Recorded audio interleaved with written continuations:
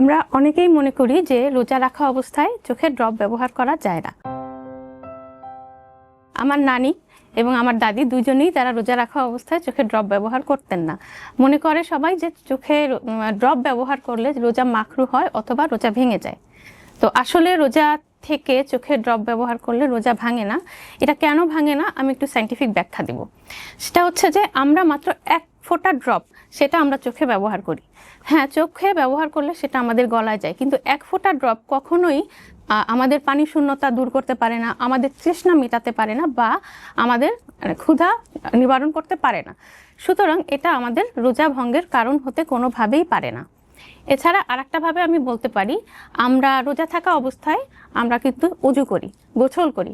তো নর্মালি আমরা ড্রপ কিন্তু এক ফোঁটা ব্যবহার করি, কিন্তু আমরা যখন গোসল করি, আমরা যখন অজু করি, তখন কিন্তু অনেক বেশি পানি আমরা চোখে দিই। তো সেই পানি যদি আমরা চোখে দিই সেটাও তো গলায় যায়। তাহলে সেই অবস্থায় যদি আমাদের রোজা ভঙ্গ না হয়, তাহলে এক ফোঁটা ড্রপে কেন রোজা ভঙ্গ হবে? তারপরেও অনেকে বলে যে যদি আমরা ড্রপ ব্যবহার করি তখন গলার মধ্যে একটা তেতো ভাব আসে, তো সেই কারণে হয়তো রোজা ভঙ্গ হয়ে যায়। এখন আমরা যখন চোখে পানি দিই, পানিরও কিন্তু গলায় যায়, এবং পানির যেহেতু কোনো স্বাদ নেই, আমরা সেজন্য সেটা বুঝতে পারি না যে হ্যাঁ আমাদের গলায় গেছে। কিন্তু ড্রপটায় ওই যে তেতো ভাবটা আছে বলে আমরা মনে করি যে গলায় গেছে, রোজা ভঙ্গ হবে। আসলে ড্রপ ব্যবহার করলে রোজা ভঙ্গ হবে না। আপনারা যাদের 2 ঘন্টা 3 ঘন্টা পর পর ড্রপ দিতে হয়, অবশ্যই সুন্দরভাবে রোজা থাকা অবস্থায় ড্রপ দিতে পারবেন, এতে রোজা ভঙ্গ হবে না ইনশাল্লাহ।